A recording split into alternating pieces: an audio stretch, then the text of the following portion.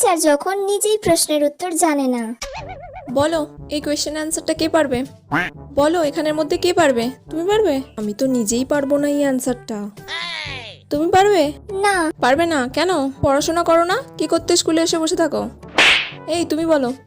দূর বাবা, কেউ তো একটা উত্তরও বলতে পারছে না, আর কতক্ষণ এইভাবে চালাবো? বেলটাও পড়ছে না যে ক্লাস থেকে বেরিয়ে যাব, ভালো লাগে না। বলো। এই তোমরা সবাই প্রাইভেট কার কাছে পড়তে যাও? ম্যাম আপনার কাছেই। ঠিক আছে, তুমি বাদ দিয়েও তো এতগুলো স্টুডেন্ট আছো, তার মধ্যে কেউ বলতে পারছো না? ম্যাম আপনিই বলে দিন। আমি কেন বলবো? আমি বললে তো তোমরা সবাই এমনিই জেনে যাবে। তাহলে তোমরা কি করো বাড়িতে? উফ, কি জ্বালায় পড়লাম রে বাবা, কেউ তো একটা বল। সব গাধা, আমিও গাধা, তার সাথে তোরাও গাধা। বলো।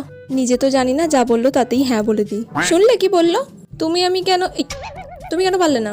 শুনে নাও ভালো করে, কালকে যেন কোয়েশ্চেনটা ধরলে তুমি পারো, ঠিক আছে?